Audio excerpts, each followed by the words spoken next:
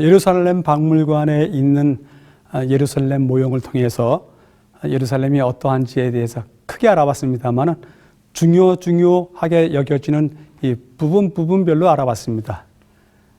이제는요, 이번 시간에는 아주 특별한 예루살렘의 뭐라고 할까요? 내용이라고 할까요? 예루살렘에 관한 내용을 공부하겠는데요. 뭐냐면 예루살렘에는요, 성을 드나드는 문들이 무척 많습니다. 조그만 도시처럼 여겨졌지만 예루살렘에 8개의 성문이 있습니다. 그래서 도시가 조그마하게 보이지만 여러분들 이렇게 확인하시면 됩니다. 지금 여기에 큰 도로들이, 지금의 도로들이 많이 보이죠? 근데 도로들이 많이 보이는데 이 사진에서 도로의 모양이 보이지 않는 지역, 이쪽이 있지 않습니까? 하얗게 되어 있는 이쪽 부분이 바로 옛 예루살렘 도시입니다. 그래서 옛 예루살렘의 도시의 윤곽이 지금 있는 이 도로의 모양과 거의 똑같습니다. 왜냐하면 그 성벽 둘레에 따라서 현대식 도로들이 만들어졌기 때문에 따라가면 이것이 전체가 옛적 예루살렘의 모습이 됩니다. 이 모습 속에 있는 성들을, 8개의 성문들을 확인해 보도록 하겠습니다. 첫 번째, 여기 성전산이 있고요. 그 성전산의 첫 문으로 사자문이 있고요. 두 번째는 헤롯문이 있고요. 세 번째는 다메섹문이 있고요. 네 번째는 세문이 있고요. 그 다음에 다섯 번째는 욥바문이 있습니다. 여섯 번째는 시온문이 있고요. 일곱 번째는 분문이라고 있습니다. 분문. 그리고 여덟 번째는 황금문이 있습니다. 이렇게 8개의 성문이 있는데 그 성문들에 대해서 잠깐 확인해 보도록 하겠습니다. 이 성들은, 그리고 이 성문들은 1542년 오토만 황제 슐레이만 대제가 이것을 성벽을 건축했다고 합니다. 아무래도 흩어져 있는 것들 다시 모으고 했겠죠. 그러면서 4.5km, 상당히 길이가 있네요. 거리가 있네요. 4.5km의 둘레길이고, 그다음에 높이는 5m, 낮은 지역은 이 지표면과 거의 비슷한 평평한 그러한 지역에서는 5m, 그다음에 골짜기와 맞붙어 있는 부분에서는 약 15m까지 이 성벽이 높이 올라선다고 합니다. 그리고 대부분의 이 성의 두께는 3m 내외라고 이렇게 이야기를 하고 있습니다. 상당히 아름다운 문들이고 또 필요한 문들입니다. 그 필요한 문들 하나하나에 대해서 지켜보도록 하겠습니다. 먼저 구 예루살렘 도시의 동쪽에 있는 성문 중에서 라이온 게이트, 사자문이라고 하고 있는데요. 사자문이라고 이름 붙여진 까닭은 이 성문 자체의 벽에 사자 그림이 이렇게 그려져 있습니다. 이것이 사자인가 표범인가는 재미난 이야기거리가 있습니다만 어쨌든 이름이 사자문으로 붙여져 있습니다. 근데 이 문을 갖다가 스데반 문이라고도 부릅니다. 왜냐하면 사도행전에 스데반이 순교를 당할 때 성문 바깥에서 이렇게 표현이 나오기 때문에 바로 이 사자문 밖에서 스데반이 돌에 맞아 죽지 않았는가 이렇게 보고 있습니다. 그리고 비아 돌로로사라고 해서 예수님이 가신 길 있지 않습니까? 그 길의 출발점이 바로 이 사자문에서부터 시작됩니다. 두 번째 문은 헤롯문이라고 하는데 예루살렘 구도시의 북쪽의 첫 번째 문입니다. 그 헤롯의 문은 이렇게 생겼습니다만은 이 헤롯의 문의 특징은 무엇이냐면 이 성문 자체의 제일 위에 보시죠? 문양이 하나 보이시죠? 이 문양이 다들 꽃 문양입니다. 그래서 이 헤롯문은 꽃문이라고도 부릅니다. 그리고 문 바깥에, 그러니까 이 원래 있었던 그 문의 바깥쪽에 양들을 사고 파는 옛적 솔로몬이 지었을 당시에 그 양들을 사고 파는 지역이 있었기 때문에 양의 문이라고도 부르기도 한답니다. 이제 다메섹 문을 보겠습니다. 다메섹 문은 상당히 웅장하고 큽니다. 이 다메섹 문은 아름답습니다. 정말이지 아름답고 또 크고, 야, 진짜 성다운 성이다 라고 하는 느낌이 들 정도로 큰 성문입니다. 이 다메섹 성문은 8개 문 중에서 가장 큰데요. 일명 세겜문이라고도 부릅니다. 세겜. 왜냐하면 예루살렘에서 나와서 세겜 지역, 가나안 북쪽으로, 이스라엘 북쪽으로 쭉 올라가기 위해서 세겜 땅으로 가는 길이 이쪽 길과 연결되어 있습니다. 그러니까 북부로 가는, 갈릴리 쪽으로 가는 길이 이 문을 통과해야 되기 때문에, 직통문이기 때문에 도시가 작으니까 어느 문으로든지 갈 수 있지만 이 세겜 쪽으로 가는 직통 연결로가 바로 이 다메섹 문입니다. 그런데 이 다메섹 문은 12세기 때 십자군들이 예루살렘에 입성할 때 이 문을 통해서 들어갔다고 그렇게도 이야기를 합니다. 그때까지는 아직까지 이 문이 이런 지금의 모양의 문은 있지 않았습니다만은 어쨌든 다메섹 문을 통해서 들어갔다고 합니다. 근데 문제가 있습니다. 이 다메섹 문은 무슬림 지역, 이슬람인들의 구역을 들어가는 정통적인 문이기 때문에 그 이슬람 지역에 있는 그 분노에 찬 시민들이 종종 이 탑 위에 올라가서 자신들의 이야기를 합니다. 불을 들고 이야기할 때도 있고, 국기를 들고서 이야기할 때도 있고, 그러면 또 금방 긴장감에 감도는 그러한 문이기도 합니다. 여기 이제 북쪽 벽의 마지막 문입니다. 새 문이라고 하는데요. 새 문, 새로운 문이다. 이 문도 약간의 모양이 특이하게 생겼습니다. 기억할 수 있는데요. 다윗의 별, 그렇죠?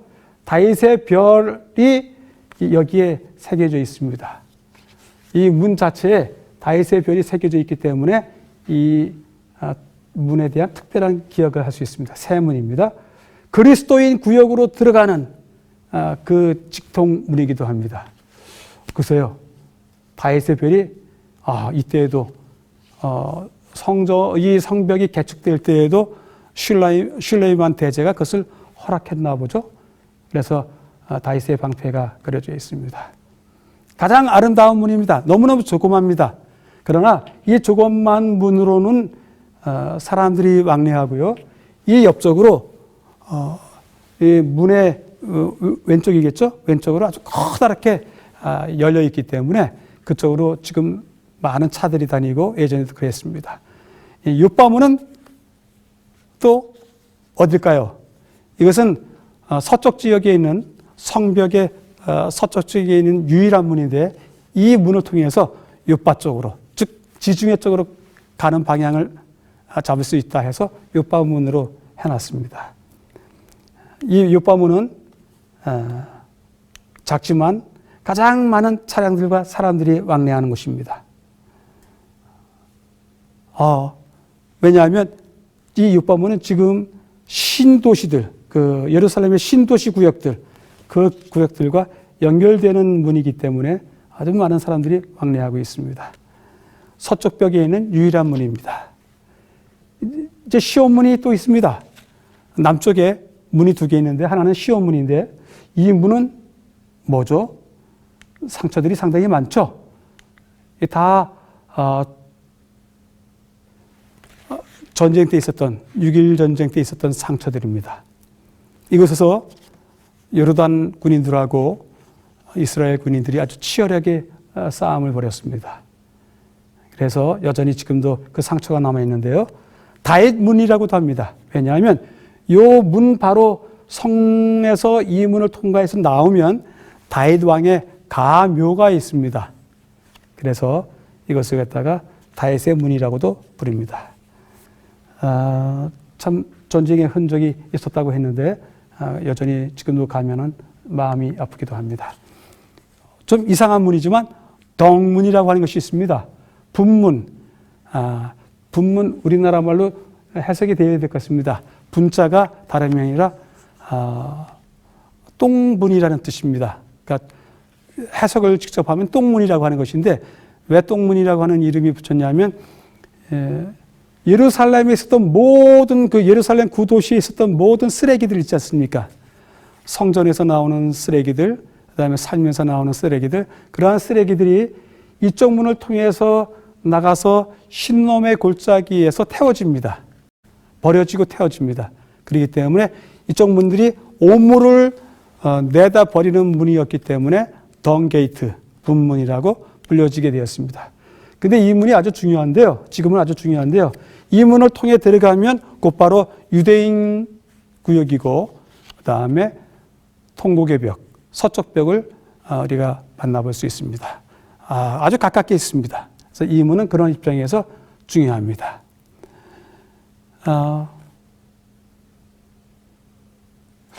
성전과 성 안의 오물을 흰놈 골짜기로 따르기 위해서 통과했던 문, 그다음에 유대인 구역 출입문으로 성전의 서쪽 벽으로 가는 문. 네, 다시 한번 설명을 해드렸습니다. 이제 마지막 문입니다. 아주 중요한 문이 하나 남아있죠? 황금문이라고 합니다. 황금문. 황금 빛깔이 나오는 것 같습니다. 저녁 때 저녁 노을 비치면 황금색이 보이기도 한다고 합니다. 자, 이 황금문은 지금 사람들이 다니지 않습니다. 봉해져 있습니다. 출입을 봉쇄하기 위해서 완벽하게 봉쇄를 했습니다. 8개의 문 중에서 유일하게 지금도 사람이 드나들지 않는 문입니다. 원래는 지금 이렇게 쌓여진 이 골든 게이트요, 황금문 밑에 제1성전 시절 때, 솔로몬 성전 시절 때 역시 이곳에 문이 있지 않았겠는가, 그렇게 고고학자들이 이야기를 합니다. 근데 거의 확실합니다. 그리고 그 문 앞에서 성전에 들어가서 기도하는 사람들도 있지만 그 문 앞에서 사람들이 하나님의 자비와 긍휼을 구하면서 기도했다고 해서 이 문을 긍휼의 문이라고도 부르기도 합니다.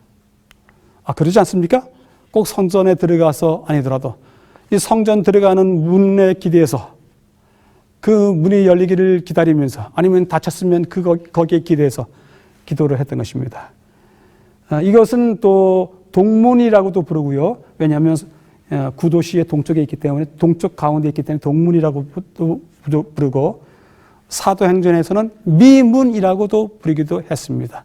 사도행전에 미문에 앉아있는 안준뱅이에 대한 얘기가 나오죠. 그래서 미문이라고도 부르기도 했습니다. 순환주일 때, 예수님의 마지막 주일 때, 예루살렘에 들어가실 때 바로 이 문을 통과하셨다라고 또 이렇게 이야기도 됩니다. 그런데 1541년 슐레이만이, 예루살렘 성하고 슐레이만은 무척 많은 깊은 관계가 있습니다.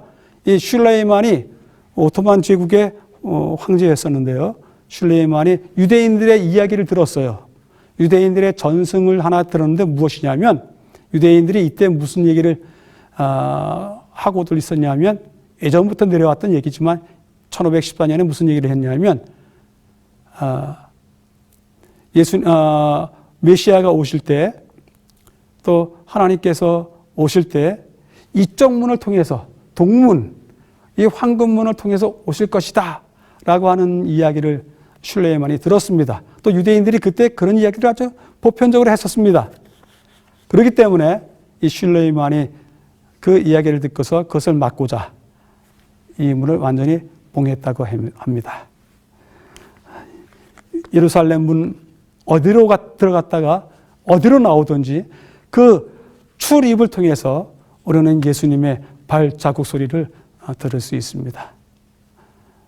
여러분들께서도 성경을 펼치실 때 주님께서 성 안에 들어가시고 성에서 다시 나오시고 하실 때 그 성문을 드나드시던 모습을 기억하시면서 주께서 복을 주시기 원했던 성 예루살렘, 주께서 바라보시면서 기도하시던 성 예루살렘, 마찬가지로 우리 가정도 주께서 드나드시는 그러한 출입문이 있는 가정, 주께서 우리를 위해서 기도하시는 그러한 가정, 그렇게 될 수 있도록 우리가 주께 자리를 내어드려야 될 듯합니다.